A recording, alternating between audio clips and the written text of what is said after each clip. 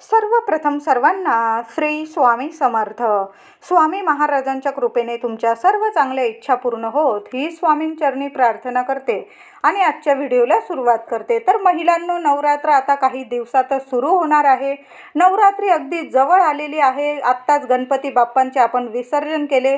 आता पितृपक्ष सुरू आहे आणि आता लगेच सर्व पितृ अमावस्या झाली की दुसऱ्या दिवसापासून प्रत्येकाच्या घरात घट हे बसणार. नवरात्रीचे 9 दिवस आपल्या कुलदेवीची सेवा आपण करणार आहोत.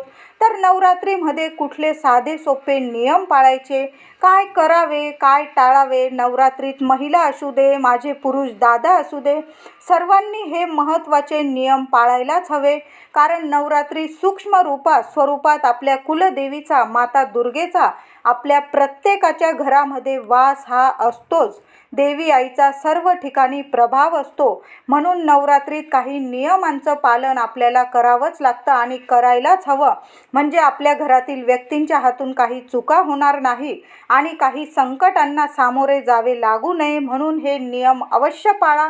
आपल्या देवी आईचा आशीर्वाद कायम आपल्या कुटुंबावर राहावा असं प्रत्येकालाच वाटतं.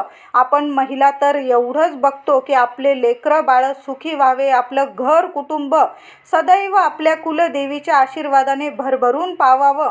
म्हणजे सतत आपल्या कुलदेवीचा आशीर्वाद आपल्या लेकरा बाळांना मिळावं, घरात सुख शांती यावी, आपण महिला एवढंच बघत असतो. आणि नवरात्रीत तर देवी आई सूक्ष्म स्वरूपात आपल्या घरात वास करत असते. खरोखर देवी आई आपल्या घरात आलेली असते आणि घटाच्या रूपात बसलेली असते. मग जर देवी आई आपल्या घरात अशी बसलेली असेल घटाच्या स्वरूपात, तर काही नियमांचं पालन आपण प्रत्येकाने, घरात महिलांनीच नाही तर घरातील प्रत्येक व्यक्ती असू दे, लहान असू दे, मोठे असू दे, प्रत्येकाने काही नियमांचं पालन करायलाच हवं. प्रत्येकालाच वाटतं आपल्या घरात सुख यावं, आनंद यावा, म्हणून नवरात्रीच्या या 9 दिवसांमध्ये या नियमांचं पालन जरूर करा. अगदी साधे सोपे नियम असतात, पण चुकून नकळत चुका होऊन जातात. म्हणून या नियमांकडे, या गोष्टींकडे आपण लक्ष दिलं पाहिजे, जेणेकरून आपले नवरात्रीचे व्रत असू दे, उपवास असू दे, घटस्थापना असू दे, देवी आईची जी सेवा करू ती फलदायी ठरली पाहिजे. संपूर्ण नवरात्रीचं फळ आपल्याला मिळालं पाहिजे. आपली कुलदेवी भरभरून पावली पाहिजे आपल्याला. तुम्ही घट बसवा किंवा नका बसवू, तुम्ही उपवास करा किंवा नका करू, पण नवरात्रीत प्रत्येकाने नियम पाळणं जरुरी आहे.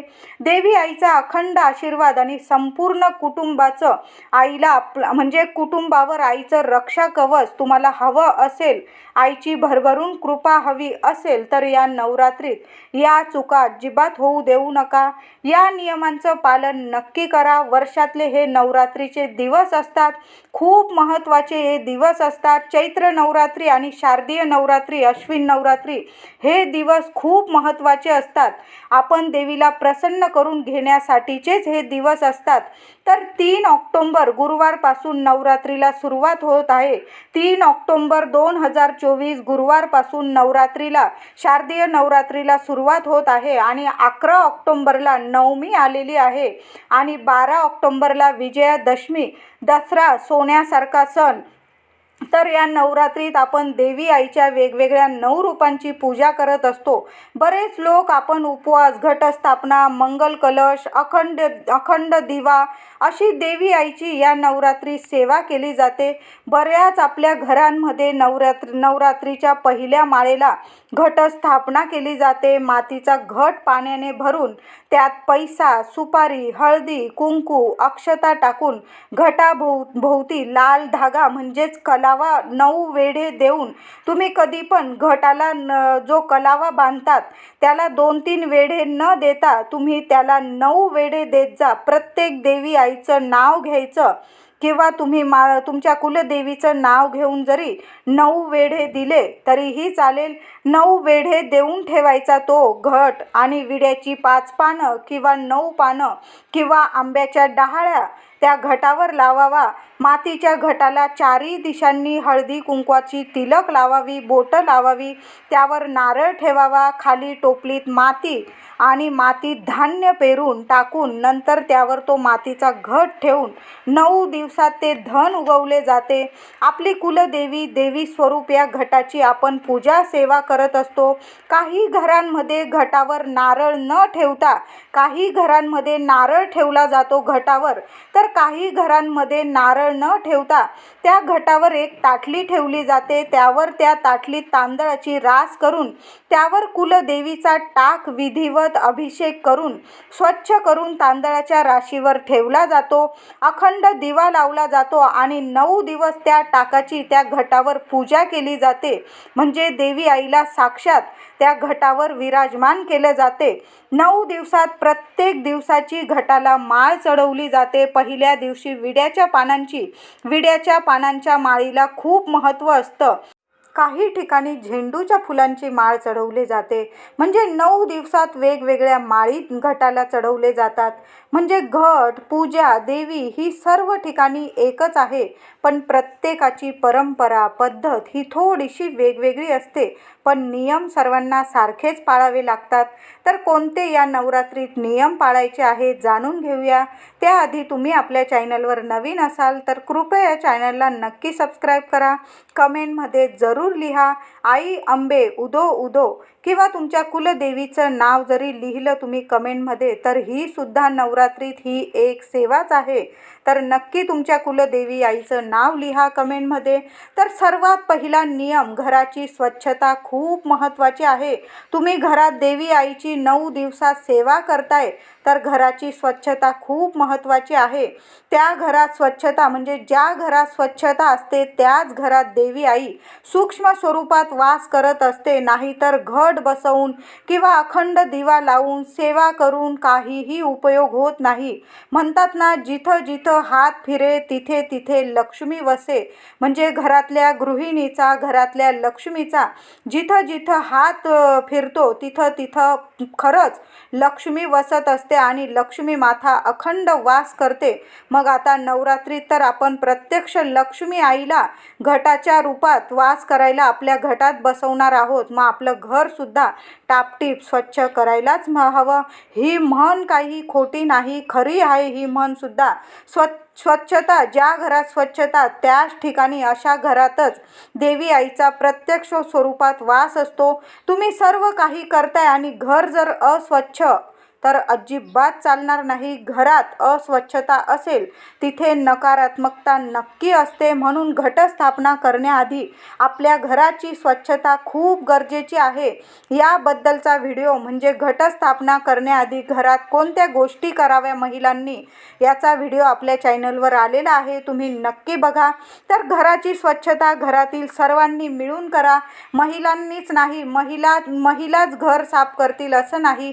घटस्थापना देवी आईची कुलदेवीची सेवा महिला करते, पण ती का करते? सर्व कुटुंबाला सुख शांती मिळावी, सर्व कुटुंबाची प्रगती व्हावी म्हणून महिला ही घटस्थापना करत असतात. देवी आईला सूक्ष्म स्वरूपात आपल्या घरात वास करायला घटामध्ये विराजमान करतात. तर प्रत्येकाने घरातील प्रत्येक, माझे दादा असू दे, महिला असू दे, मुलं बाळं मोठी असतील, त्यांनी सुद्धा आईच्या हातात म्हणजे थोडी का होईना मदत करायची आणि आपलं घरदार स्वच्छ करायचं आहे. सर्वांनी मिळून करा.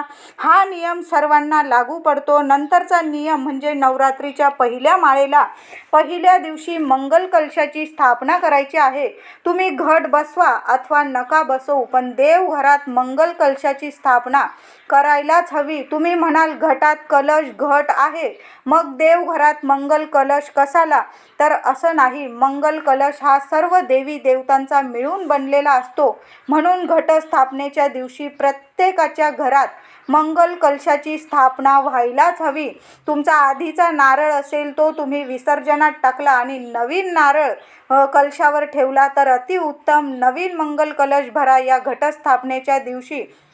मंगल कलश हे मांगल्याचे, सुख सौभाग्याचे, अखंड लक्ष्मीचे प्रतीक आहे. तर नक्की मंगल कलशाची स्थापना करायची आहे। त्याचबरोबर नवरात्रीत आपल्या घरात श्री दुर्गा सप्तशतीचा 1, 3, 5, 7 असे पाठ अवश्य करा। महिलांनो, एक जरी पाठ झाला ना, खरोखर कुलदेवी खूप प्रसन्न होईल। तुमच्याकडे लहान मुलं बाळं असतील, तुम्हाला नाही जमत सर्व काही करून, तर एक तरी पाठ तुम्ही नक्की करा। नवरात्री श्री दुर्गा सप्तशतीचे खरं तर 14 किंवा 28 पाठ करावे। संस्कृत किंवा प्राकृत ग्रंथाचे तुम्ही करत असाल तर नक्की मी म्हणेल एक पाठ करा, आणि तुमच्याकडे जास्तीत जास्त पाठ झाले तर अतिउत्तम। मग सोन्याहून पिवळं अथवा तुम्ही यूट्यूबवर लावून ऐकलात तरी चालेल। आता नाहीच झालं तुमच्याकडून तर या 9 दिवसात रोज जरी तुम्ही यूट्यूबवर लावून दिलं, सकाळी किंवा संध्याकाळी दिवे लागणीला जरी लावलं, किंवा सकाळी सकाळी पहाटे तुम्ही देवी आईची पूजा कराल तेव्हा जरी तुम्ही यूट्यूबवर लावून दिला दुर्गा सप्तशतीचा पाठ तरीही चालेल। महिला पुरुष सर्वांनी श्री दुर्गा सप्तशतीचा पाठ अवश्य करा किंवा नक्की ऐका।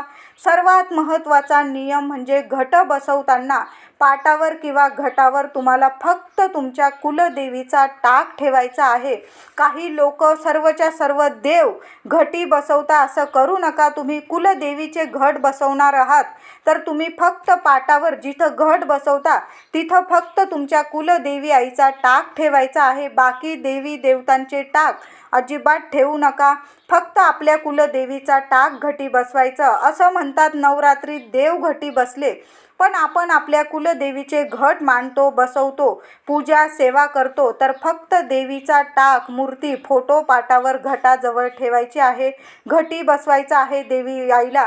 तर काही घरांमध्ये 9 दिवसात देवांना सुद्धा म्हणजे देवघरातील सर्व देवी देवतांना विड्याच्या पानावर किंवा तांदळाच्या राशीवर घटी बसवले जाते, आणि नवरात्रीत 9 दिवस त्यांची पूजा म्हणजे देवांना अंघोळ घातली जात नाही।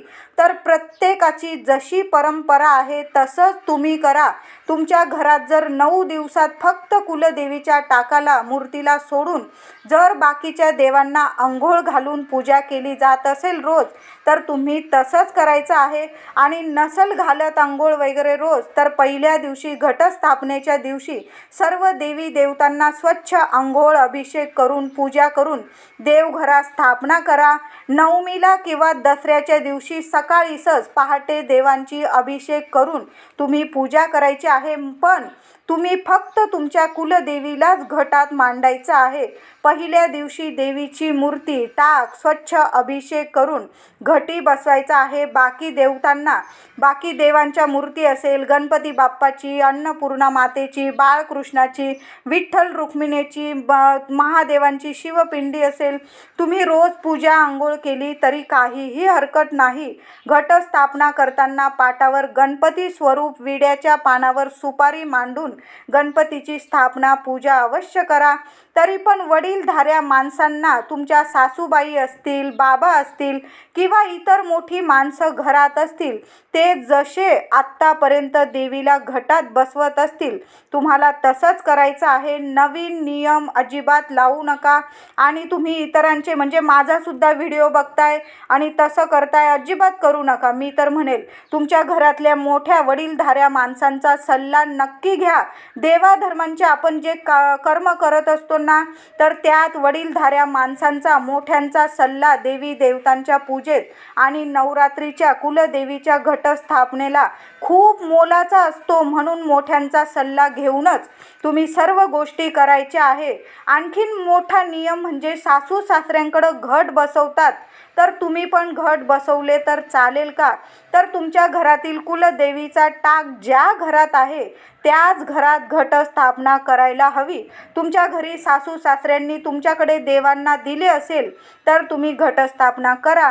काही वेळा नोकरीनिमित्त किंवा काही कारणांमुळे दुसरे घर मुलाचे होते, मग 2 मुलं असतील आणि ज्यांच्याकडे कुलदेवीचा कुळाचार केला जातो त्याच घरात कुलदेवीची घटस्थापना करायची आहे।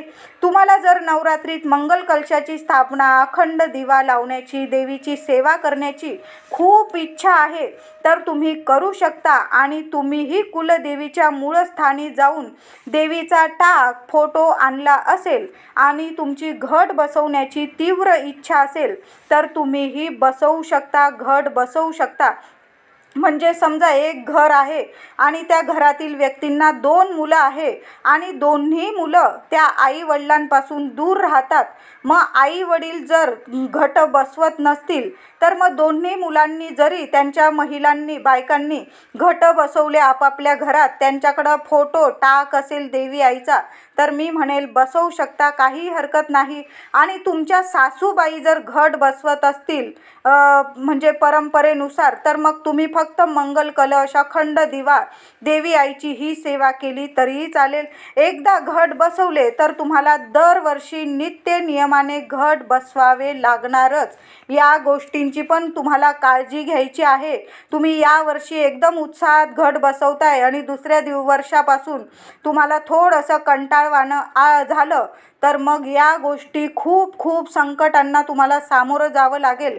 म्हणून घट बसवताना तुम्हाला जर घट बसवायचे असेल तर एकदा सुरू केले किमान 5 वर्ष 11 वर्ष असं तरी तुम्हाला संकल्प करून घट बसवावे लागेल. किंवा कायम तुमच्याकडून या गोष्टी होणार असेल तर मगच तुम्हाला आनंदाने घटस्थापना या घरात तुम्हाला करायची आहे. घरात 2 ठिकाणी म्हणजे सासू सासऱ्यांकडं आणि मुलगा वेगळा राहत असेल तर तुम्ही घटस्थापना करू शकता. सेवा करणे महत्त्वाचे आहे. तो असं नाही की तुमची सासू बसवत आहे मग तुम्ही नाही बसवायचं. बसवा, मी म्हणेल बसवा, मी काही म्हणत नाही. देवी आई काही म्हणत नाही की नका बसवू, पण उलट तुम्हाला सोन्याहून पिवळं म्हणेल मी तर म्हणेल की चांगलंच होईल तुमच्या घरात. पण ते घटस्थापना जर तुम्ही एकदा सुरू केली तर मग तुम्हाला कायम करावी लागेल, हे तुम्ही लक्षात ठेवून मग घटस्थापना करायची आहे. किंवा सासू सासऱ्यांकडे जर करत असतील तर मग तुम्ही मंगल कलश स्थापन करा आणि नवरात्रीत अखंड दिवा सांभाळला तुम्ही तरीही खूप होईल. आणि जर तुमच्या संपूर्ण कुटुंबामध्ये एकच टाक असेल कुलदेवीचा, तर ज्या घरात कुलदेवीचा टाक आहे, मूर्ती आहे, त्याच घरात देवीचे घट बसवावे. बाकी तुम्ही सेवा पूजा करू शकता, अखंड दिवा लावू शकता. तुमच्या मुख्य घरी म्हणजे ज्या घरात घट बसवता त्या घटांचे दर्शन या 9 दिवसात अवश्य घ्या. तुम्ही ही सेवा अवश्य करा, व्रत करा, उपवास करा. तुम्ही ही सेवा कुलदेवी आईची करू शकता.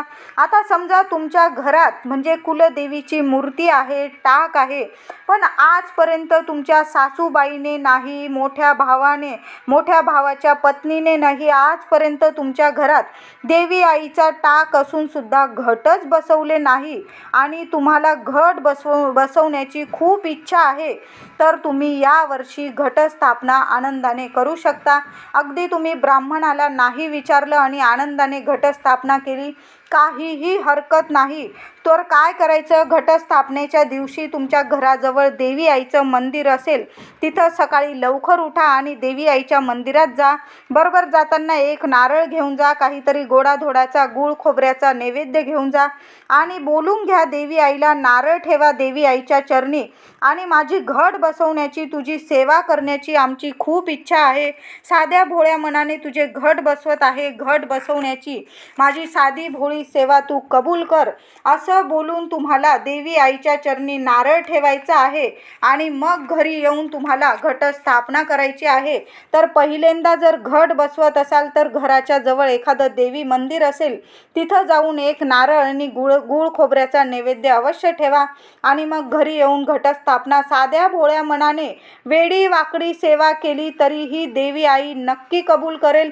मनापासून केलेली कुठलीही सेवा देवी आई कधीही म्हणजे दूर लोटत नाही, आपल्याला नक्कीच आपल्याला चरणाशी जागा देत असते. तर या नवरात्रीच्या 9 दिवसांमध्ये महत्त्वाचे नियम म्हणजे केस कापू नये, नखे कापू नका. आधीच तुम्ही ही कामं करून घेतली किंवा नवरात्री संपल्यानंतर ही कामं करायची आहे. पुरुष दादा असेल त्यांनी कटिंग करू नका, दाढी करू नये. तुम्हाला ही कामं आधीच उरकून घ्यायची आहे किंवा नवरात्री संपल्यानंतर करा. या गोष्टी तुम्ही आधीच करा, नाहीतर नवरात्र संपल्यानंतर करायचे आहे. 9 दिवसात या चुका अजिबात करू नका. नवरात्रीत उपवास करताना उपवासाचे पदार्थ जेवढे हलके खाता येतील ना तेवढेच खा, म्हणजे फळ घ्या, दूध घ्या, सुका मेवा खाऊन तुम्ही उपवास करायचा आहे. कुणी कुणी 9 दिवस एक वेळ जेवतात आणि एक वेळ उपवास करतात, म्हणजे सकाळी फलाहार घेतात आणि संध्याकाळी पूर्ण जेवण, असे सुद्धा उपवास करतात. आता ज्याची त्याची पद्धत. मी म्हटलंच, नवीन नियम लावू नका. तुमची जी परंपरा आहे तर तीच परंपरा ठेवायची. तुम्ही एक वेळ जेवतात, एक वेळ उपवास करता, तुम्ही अशा पद्धतीने आनंदाने उपवास अवश्य करा. काही जण उठता बसता उपवास करतात, पहिल्या माळेला उपवास करता, दुसऱ्या माळेला तो उपवास सोडतात, पुन्हा अष्टमीला किंवा नवमीला उपवास धरतात आणि दसऱ्याला सोडतात, किंवा अष्टमीला धरून नवमीला उपवास सोडतात. काही जण 9 दिवस कडक उपवास करतात. प्रत्येकाची उपवास करण्याची श्रद्धा भक्ती वेगवेगळी असते. देवी आईच्या चरणी ती भक्ती प्रत्येकाची वेगवेगळी असते. पण नवरात्रीचे उपवास करताना तिखट खारट पदार्थ जास्त खाऊ नये. नवरात्रीच्या उपवासात साबुदाणा, भगर, शेंगदाणे, बटाटे, कोथिंबीर, भेंडी, लाल डांगर म्हणजेच भोपळा, राताळी हे पदार्थ चालतात. पण हे उपवासाचे पदार्थ बनवताना आणि खाताना नक्कीच काळजी घ्या. खूप तिखट खारट अजिबात खाऊ नका. नाहीतर जसे आपण म्हणतो ना, जसं भोजन तसे आपले आचार विचार बनत असतात. तिखट खारट पदार्थ खाऊन मन सुद्धा आपलं तापट विचलित बनतं. म्हणून असेच पदार्थ खा ज्याने तुमचं मन शांत आणि प्रसन्न राहील. या 9 दिवसात अगदी शांत राहा, प्रसन्न राहा. फक्त 9 दिवस आपल्या देवीच्या चरणीच आपल्याला राहायचं आहे. बाकी दुनियात जाऊ द्या, काहीही होऊ द्या, पण तुम्ही शांत राहा. अगदी कितीही म्हणजे काहीही झालं, घरात कितीही काही झालं तरी शांत राहा. मनावर इतका कंट्रोल ठेवा ना की खूप शांत राहायचं आहे, प्रसन्न राहायचं आहे. मग तुम्ही फळ, दूध, राजगिरा, खजूर असे पदार्थ खाऊ शकता उपवासात. आता गरोदर महिला किंवा अशक्त व्यक्ती यांनी उपवास करू नये. मी तर म्हणेल, जरी तुम्ही दरवर्षी उपवास करत होता आणि तुम्हाला मनाला पटत नाही की उपवास करू नये असं, पण देवी आई आहे. आई आपल्या लेकरांना कायम समजून घेत असते. तुम्ही काही नाही बोललात तरी देखील आई आपल्या लेकरांचे मन जाणते. म्हणून तर आपण तिला जगाची जननी आई म्हणत असतो.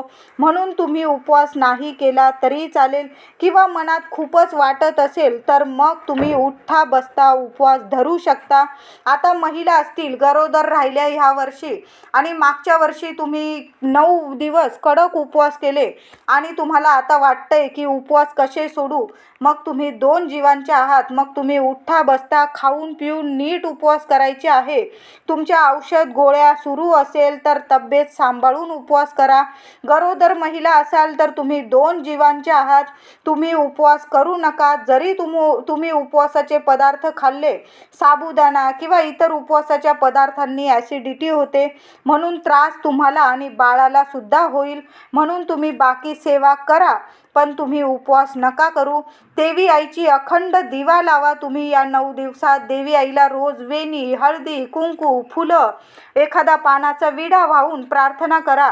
उपवास करू नका. श्रद्धा, मनातला भाव महत्त्वाचा आहे. आणि देवी आई नवरात्रीत फक्त ही खरी श्रद्धा आणि आपला मनातला भाव बघायलाच आपल्या प्रत्येकाच्या घरात सूक्ष्म स्वरूपात वास करत असते. शरीराला जेवढं झेपेल ना तेवढंच करा. अगदी झेपत नसेल तर तुम्ही नाही केला उपवास तरीही चालेल. तुम्ही देवी आईला प्रार्थना करून घ्या, या कारणामुळे मी उपवास करत नाही, सोडत आहे. तसं तर देवी आईला सांगण्याची गरज नाही. सर्व आपल्या मनातलं जाणत असते. आपल्या स्वतःपेक्षा आपलं मन आईला जास्त कळतं. मनोभावे सेवा करा, हीच खरी देवी आईची सेवा आहे. आणखी महत्त्वाचा नियम म्हणजे मासिक धर्म. मासिक धर्म हा काही थांबवता येणारी गोष्ट नाही. समजा घटस्थापनेच्या पहिल्याच दिवशी तुम्हाला मासिक धर्म आला तर घटस्थापना घरातील इतर व्यक्ती, पुरुष मंडळी असतील, मुलगा असेल, मुलगी असेल, म्हणजे समजूतदार व्यक्ती असेल किंवा घरातील मोठी व्यक्ती असेल आणि नसेलच कोणी, अगदी शेजारची तुमची कुणी ताई असेल तर त्यांच्याकडून सुद्धा तुम्ही घटस्थापना करून घेतली तरीही चालेल. तुमच्या मासिक धर्माची तुम्हाला तारीख म्हणजे थोडीशी माहीतच असेल. त्याच्या आधीच घटस्थापनेची तुम्ही तयारी करून ठेवा. ज्या वस्तू साहित्य तुम्हाला घटस्थापनेसाठी लागणार त्या आणून ठेवा घरात, म्हणजे ऐनवेळी मासिक धर्म आलाच तर कडून तरी घट बसवून घ्या. आता समजा घट स्थापनेच्या इतर दिवसांमध्ये तुम्हाला मासिक धर्म आला तर घरातील व्यक्ती असतील, जे पुरुष मंडळी, मुलं मुली किंवा इतर कुणी असेल, देवी आईची सेवा म्हणजे घटाला पाणी, माळ, अखंड दिवा सांभाळणे, नैवेद्य, आरती या गोष्टी तुम्ही नीट समजावून करून घ्या. अगदी शेजाऱ्यांकडून करून घेतलं तरीही चालेल. तुमच्या मासिक धर्माच्या 5व्या दिवशी नीट डोक्यावरून पाणी घेऊन नाहून धुवून सर्व घरात गोमूत्र शिंपडून आणि मग तुम्ही घटस्थापनेच्या रोजच्या पूजेला तुम्ही सुरुवात अवश्य करा. देवी आई सुद्धा स्त्रीच आहे. आई आपल्या नेहमीच आपली म्हणजे स्त्रियांची स्त्रीच एक समजून घेतच असते. आई सुद्धा एक स्त्री आहे.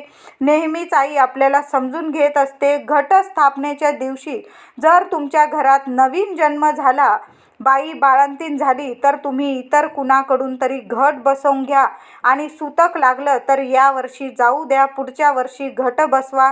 तुम्ही नवरात्रीचे घट बसवता, उपवास करतात तर चुकून सुद्धा दुपारी झोपू नका. आता आजारी व्यक्ती असेल, गरोदर आहे, त्यांना हे नियम नाही पाळले तरी चालेल, पण तुम्ही सर्व व्यवस्थित आहात आणि रोज तुम्ही दुपारी झोपतात तर असं करू नका. थोडा वेळ दुपारी पडा, आराम करा, पण झोपू नका. हे 9 दिवस तरी हा नियम पाळा. काहींना सवय असते, अगदी सूर्य मावळेपर्यंत झोपायची सवय असते, असं करू नका. हा नियम नक्की पाळा. सर्वात मोठा नियम म्हणजे घरात घट बसवले, अखंड दिवा लावला आहे तर घराला कुलूप लावून जाऊ नका. घटाजवळ, देवी आईजवळ घरातील कुणीतरी थांबायलाच हवं. अगदीच जावं लागलं तर शेजारी किंवा तुमच्या घरातील एका व्यक्तीने तरी घटाजवळ, आपल्या अखंड दिव्याजवळ नक्की थांबायला हवं. समजा आता माझ्या काही मैत्रिणी नोकरी करतात आणि मग तुम्ही बाहेर गेला, सर्व देवींची सेवा करून म्हणजे सकाळी लवकर उठून घटाला माळ, पाणी, अखंड दिवा, नैवेद्य, आरती करून या सेवा करून तुम्ही सकाळी ऑफिसला गेला, मग रात्री घरी येऊन पुन्हा तुम्ही सेवा केली तर मग ठीक आहे. सकाळी दिवसभर तुम्ही घराला कुलूप लावलं, पण रात्री घराला कुलूप नसावं. देवीजवळ घरातील व्यक्ती असणं गरजेचं आहे. घटस्थापनेच्या दिवसापासून आपल्या घरात आपल्या देवी आईचं आगमन झालेलं आहे. मग देवीला एकटं सोडून कुठंही जाऊ नका. सकाळी कामानिमित्त गेला आणि संध्याकाळी रात्री घरी येऊन देवी आईची आरती सेवा केली, स्तोत्र मंत्र ही सेवा आपल्या घरात व्हायलाच हवी. म्हणून अखंड दिवा सोडून, देवी आईचे घट सोडून कुठंही जाऊ नका. नवरात्रीत घरात किंवा बाहेर सुद्धा मांसाहार, मद्यपान चुकून सुद्धा करू नका. महिला, पुरुष, घरातील मुलं मुली सर्वांनी हा नियम पाळायचाच आहे. मुलं परगावी राहतात शिक्षणासाठी, तिथं खाल्लं अजिबात नाही. कुळाचार एकच असतो. तुम्ही जरी दुसरीकडे राहतात पण तुमची कुलदेवी, जिथं तुमच्या आईने घट बसवलेलं आहे, ती तुमची कुलदेवी आहे. तिचा मान सन्मान आपण या 9 दिवसात करत आहोत. म्हणून मुलं असू दे, मुली असू दे, पुरुष दादा असू दे, सर्वांनी हा नियम पाळायलाच हवा. मद्यपान, मांसाहार चुकून सुद्धा घडायला नको तुमच्या हातून. घरातील स्त्री घट बसवते आणि घरातील बाकी व्यक्ती या चुका करतात, असं करू नका. घटस्थापना ही संपूर्ण कुटुंबाच्या हितासाठी, प्रगतीसाठी, कल्याणासाठी, सुख कल्याणासाठी आहे. देवी आईची वर्षभरातील ही सर्वात प्रभावी सेवा आहे. म्हणून चुकून सुद्धा या सेवा करू नका.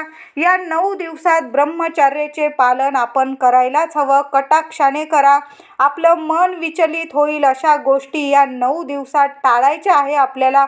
सर्वात महत्त्वाचं, नवरात्रीच्या 9 दिवसात घरात भांडणं, कटकटी, वादावाद, आदळआपट, वाईट शब्द, कुणाचं मन दुखावणं या गोष्टी होणार नाही याची काळजी आहे. आणि कुठल्याच महिलेचं मन दुखवू नका. घरातील सवाशी स्त्री लक्ष्मी असते, तिचं मन कधीच कुणी दुखवू नका या 9 दिवसात. तर मी म्हणेल महिलाच काय, पुरुष मंडळी कुणाचंच मन कुणी दुखवू नका. लहान असू दे, मोठे असू दे, प्रत्येकाने आपली सर्वांची मर्यादा राखायची या 9 दिवसात. 9 दिवसाचंच काय, कायमच सर्वांनी सर्वांचा मान राखलाच पाहिजे. या 9 दिवसात तुम्ही व्रत करता, उपवास करता, देवी आईची सेवा करतात. मग तुमच्याकडून कुणाला अपशब्द, शिवीगाळ, मन दुखावणं या गोष्टी होणार नाही याची नक्की काळजी घ्यायची आहे. नाहीतर तुमचं व्रत, उपवास करून काहीही फळ तुम्हाला देवी आई देणार नाही. खूप खूप महत्त्वाच्या गोष्टी आहेत या नवरात्रीच्या 9 दिवसात कुणाला पैसे उसने देऊ नका. आणि खूपच गरज पडली तर ज्या गोष्टींची गरज आहे, जी वस्तू गोष्ट तुम्ही त्यांना खरेदी करून देऊ शकता. पण आपली लक्ष्मी इतरांना नवरात्रीत त्यांच्या हातात देऊ नका. अगदीच कुठल्या गोष्टीची गरज आहे मग तुम्ही विकत घेऊन द्या त्यांना, औषधं, गोळ्या वगैरे. पण तुमची लक्ष्मी, तुमचा पैसा इतरांच्या हातात देऊ नका. आणि संध्याकाळी तर मुळीच नाही. महिला असू दे, पुरुष दादा असू दे माझे, अजिबात आपली लक्ष्मी कुणाला देऊ नका. कुणी कितीही मागू द्या, नकार द्या. संध्याकाळी आपण आपल्या देवी लक्ष्मीचं स्वागत करतो. आणि नवरात्रीत तर प्रत्यक्ष लक्ष्मी माता आपल्या घरात विराजमान झालेली असताना आपल्या घरातून आपली लक्ष्मी पैसा अजिबात देऊ नका. त्याचबरोबर दूध, दही, साखर, मीठ, तांदूळ, हळद या वस्तू आपल्या घरातून महिलांनो इतरांना उसणं देऊ नका. राग आला चालेल पण देऊ नका. अगदी कुणी मागायला आलं तर त्याला चहा द्या, पाणी द्या, एक वेळ जेवायला द्या आनंदाने. कुत्रा आला तुमच्या दारात किंवा गाय आली, पशु पक्षी, त्यांना मी म्हणेल आवर्जून खायला द्या. कुणी सवाशी स्त्री घरी आली, सकाळ संध्याकाळ तिला हळदी कुंकू लावून तिला चहा द्या किंवा गोड दूध प्यायला द्या.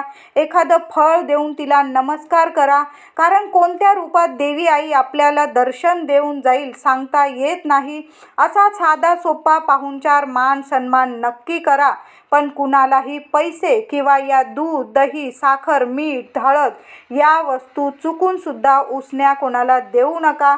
आणि संध्याकाळी तर नाहीच नाही.